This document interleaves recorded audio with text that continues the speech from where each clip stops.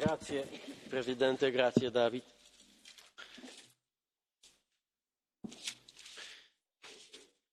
President Sassoli, members of the European Parliament, please allow me to present my last report from the European Council. Let us focus on three matters. Firstly, the European Council condemned Turkey's unilateral military action in north east Syria. No one is fooled by the so-called ceasefire. Turkey needs to end its military action permanently, withdraw its forces and respect international humanitarian law. Any other course means unacceptable human suffering, a victory for Daesh and a serious threat to European security. The European Council also reconfirmed its full solidarity with Cyprus, faced with Turkey's illegal drillings off its coast. When it comes to Brexit, the European Council endorsed the deal reached by our negotiator and Prime Minister Johnson's government. As you know, it is based on the deal that we agreed with the previous government. The changes concern the Protocol on Ireland and Northern Ireland, formerly known as the backstop. Prime Minister Johnson's acceptance to have customs checks at the points of entry into Northern Ireland will allow us to avoid border checks between Ireland and Northern Ireland and will ensure the integrity of the single market. The revised deal was possible and acceptable to the EU because, firstly, it had the support of Ireland, secondly, it had the support of the European Commission, ensuring that all our negotiating objectives were met, and thirdly, because it avoids a chaotic no-deal Brexit.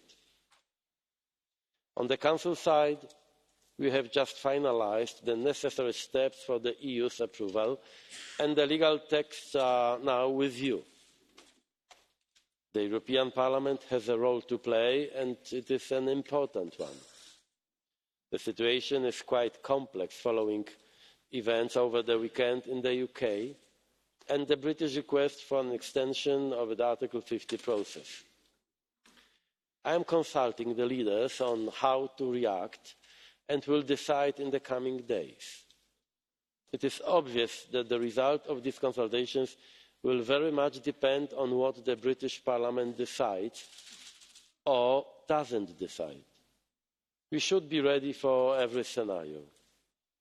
But one thing must be clear. As I said to Prime Minister Johnson on Saturday, a no-deal Brexit will never be our decision.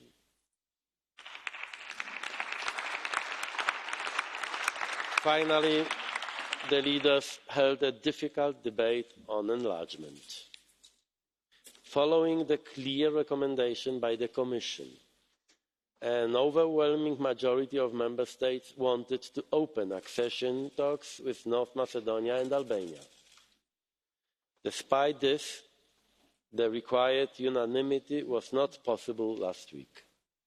In my opinion, this was a mistake, which I have said to the leaders, and I was a bit more direct then. Now I can only hope that the leaders draw the right conclusions when they discuss the accession process before the Zagreb summit in May 2020. Together with President-elect von der Leyen, the leaders also discussed the future of the European Union in terms of its strategic agenda, the future EU budget and the incoming Commission's priorities. We are determined that the EU leads the way in fighting the climate crisis. A socially just transition to a green economy is not only a necessity, but it is an opportunity to improve our environment while creating jobs. As this is my last appearance here with Jean-Claude Juncker, I would like to express my greatest appreciation for him and his work. These were difficult 5 years for the Union, but we have always cooperated in good faith.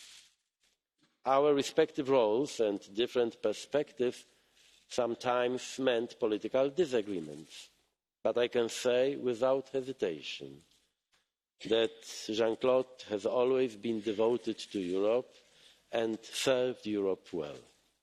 And I am honoured to call you my friend. Thank you, Jean-Claude.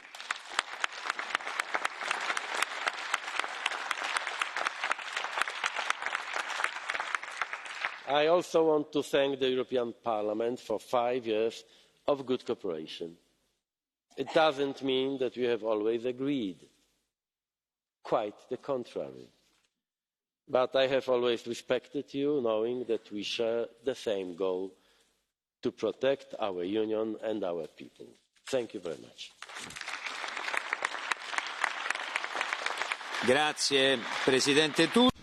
Thank you, President Tusk. And I'll now give the floor to the President of the Commission, Jean-Claude Juncker. President.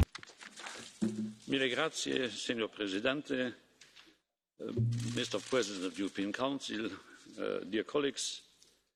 It was an emotional moment for me last week when I attended my last European Council together with my good friend Donald. We are today debating the 147th European Council of my political career. 147 or 148, I don't know exactly. And it is today the 105th time that I speak to you in this plenary, the beating heart of European democracy.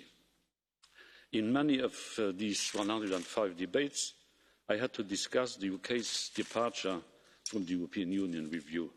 In truth, it has pained me to spend so much of this mandate dealing with Brexit, when I have thought of nothing less than how this union could do better for its citizens. Waste of time and waste of energy.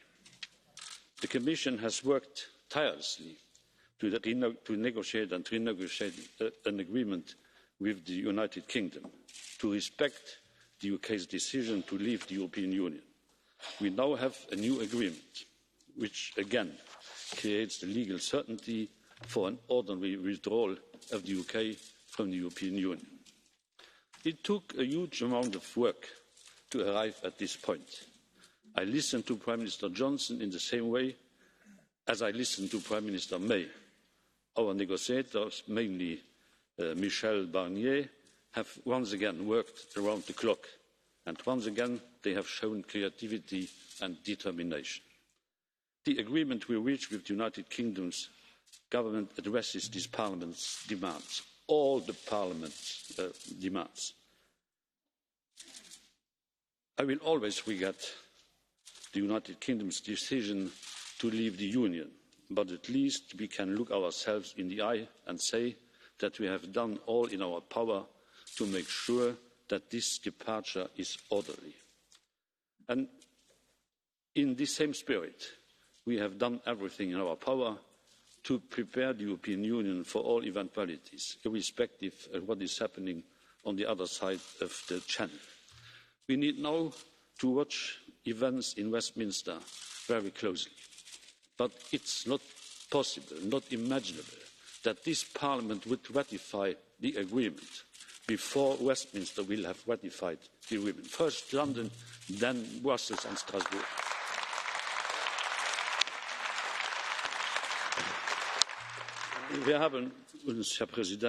Mr. President, we have been dealing with the financial framework for the next 7 years in great detail alongside the European Council. And I would like it to be minuted that my view is that time is of the essence. Time is running out if we're going to reach agreement in Council and later elsewhere. If we lose any more time, then we will get into financial difficulties in the first 2 years of the financial framework. The important thing, however, is that Member States and other actors be aware of what the financial framework for the next 7 years is. Young Erasmus students, researchers, and many others do need to know this. And it is important for the success of the European project to get to grips with this, and we mustn't let it fail because we cannot reach agreement. The budget volume proposed by the European Commission, I have to say, is a minimum. It's a minimum. And the proposals that are currently on the table, the most recent proposals by the Finnish presidency, are not acceptable. You cannot shape Europe with 1% of GDP. In French, we are going to be talking about enlargement, Mr. President, and I am very disappointed by the decision, or lack thereof, by the European Council. North Macedonia and Albania had a right for the negotiations with these countries to be started, and it was a huge mistake not to have opened the negotiations with these two countries. It's a grave error because it affects two countries in their hearts, and it does create the impression that when you make promises you don't keep them, and nobody will respect us throughout the world if we do that. Thank you, President Juncker.